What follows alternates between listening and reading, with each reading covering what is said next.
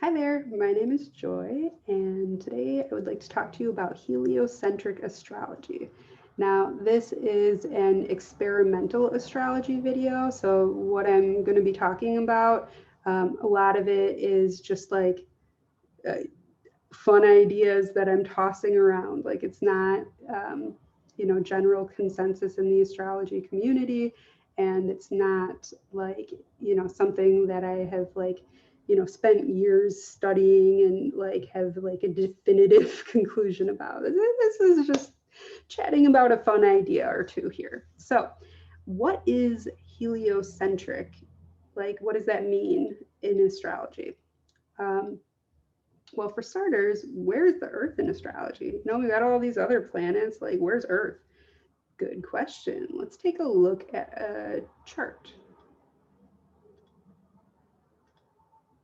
All right, so this is astro.com. I love astro.com. I don't use anything but astro.com, and I don't even try to read charts that weren't drawn on astro.com. Like, okay.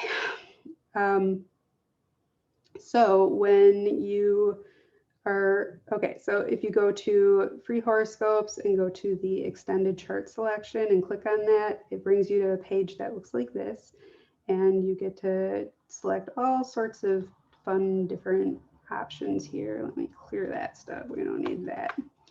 And one of the options that you can select is geocentric or heliocentric. That means Earth is at the center or the sun is at the center. So geocentric is the standard, and we're going to take a look at that. So this is from the Earth's perspective. And this circle right here in the middle, you can't really see it because of the lines going through it, the red opposition lines, but this right here is an X in the center, and this is Earth. So what you're seeing when you are like, if you pretend you're like that X in the center, like that's you, X marks the spot. And like this, when you're looking up in the sky, like these are the different constellations and planets. So this is how we do astrology. We do it from our perspective here on Earth. And and this is where we see the sun. So let's take a look at a heliocentric chart. Exciting.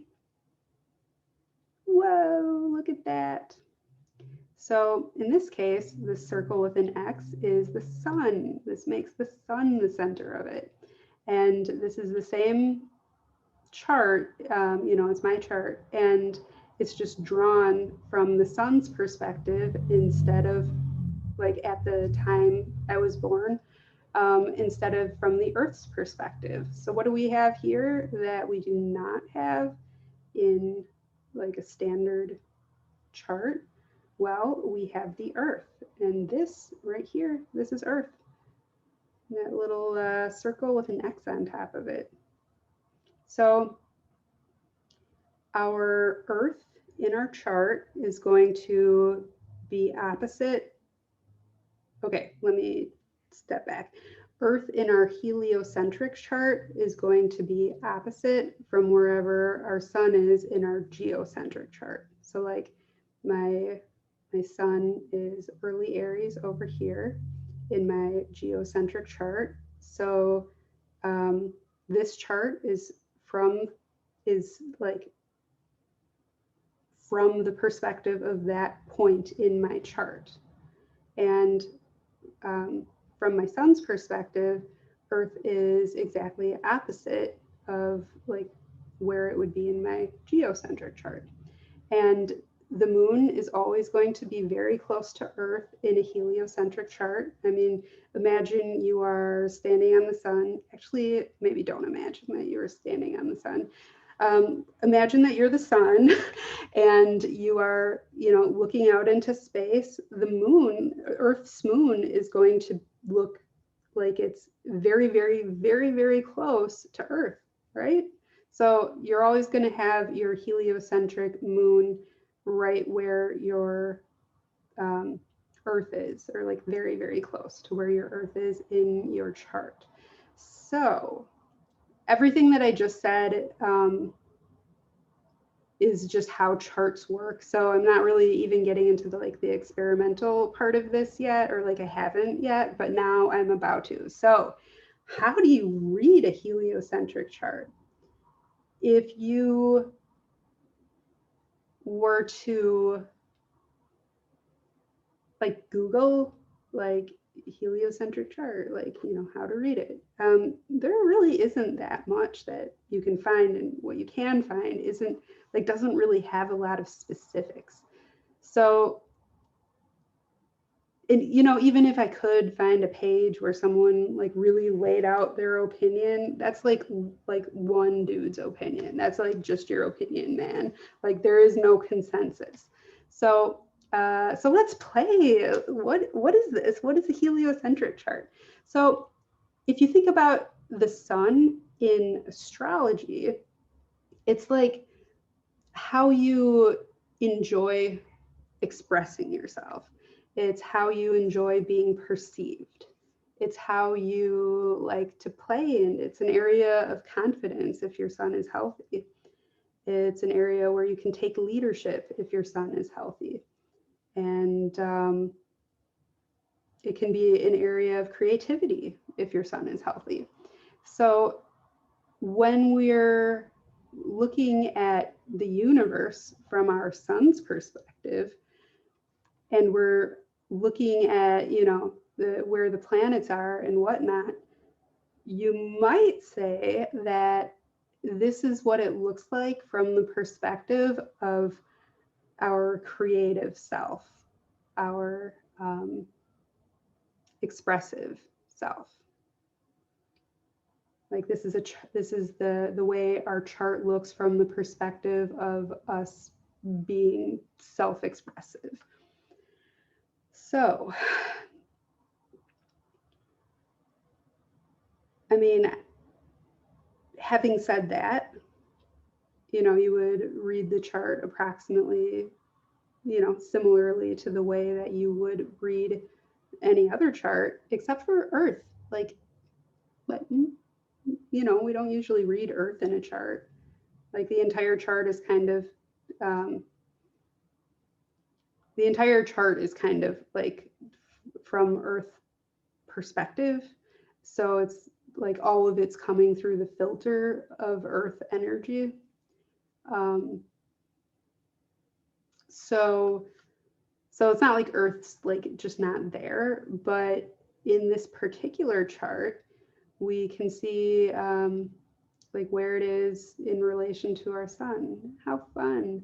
Okay, so what does Earth represent? Earth represents fertility, receptiveness, nurturing. Like think about like what Earth actually is. There's all this life on Earth. There's all this activity and all this beauty, complex ecosystems. And what, like at some point some asteroid crashed on Earth with some like bacteria or something on it, and like life just grew from that. I don't even know. Some people think that that's a theory that's out there about how life came to exist on this planet. But even if that's not the case, like, you know, if you were to, you know, want to grow some food, you plant it in Earth, and Earth nourishes and, you know, gives that seed an opportunity to grow. And, you know, the plants need light too, so the sun is important. You know, they're getting energy from the sun, but like the water, the minerals in the soil, just the shelter of the soil as it's sprouting and growing roots, all of these things are offered freely by Earth. And You know, Earth just supports all of this life, all of this beautiful activity, and all of these dynamic changes that are constantly happening. Earth's just there, just holding space for it. So Earth in our charts is an area where we are receptive and where we're in a position to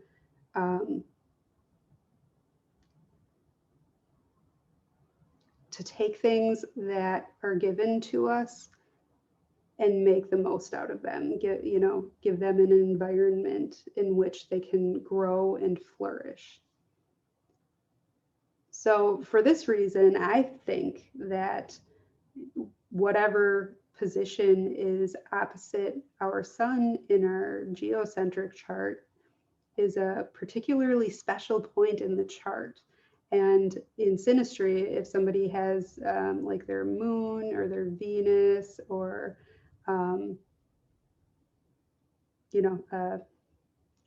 Jupiter, or yeah, I mean, I could keep listing planets, but I think the sun and the moon probably are like the two most notable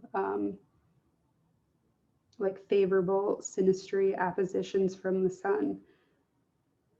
If we have an opposition from our sun in our geocentric chart, and somebody has like a moon or something there, like that can be a really, really wonderful synastry aspect. That is beautiful.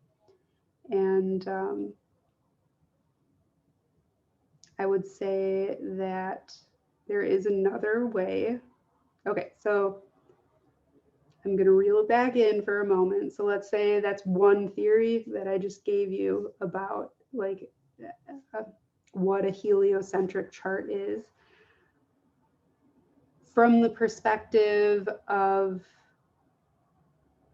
the sun, just in general, not necessarily our own sun, but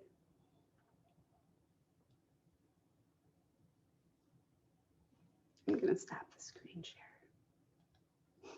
Okay, hi, I'm back. I'm big again, like Godzilla. Okay, so one possibility is that you could read your heliocentric chart as being like your self-expressive chart or your like creative chart, like your sun's chart, sort of. That's one perspective. Another perspective, and it's one that I had before I got that other idea. Another perspective is that the geocentric is like our experience of our chart, like who we are or what our life is like from our perspective on Earth. But the heliocentric chart is more like who we are in the grand scheme of things. So like on a universal level, like these are our traits according to our heliocentric chart. So that's another fun idea. I would absolutely love to hear your ideas. So please leave them in the comments, and I don't know, have fun.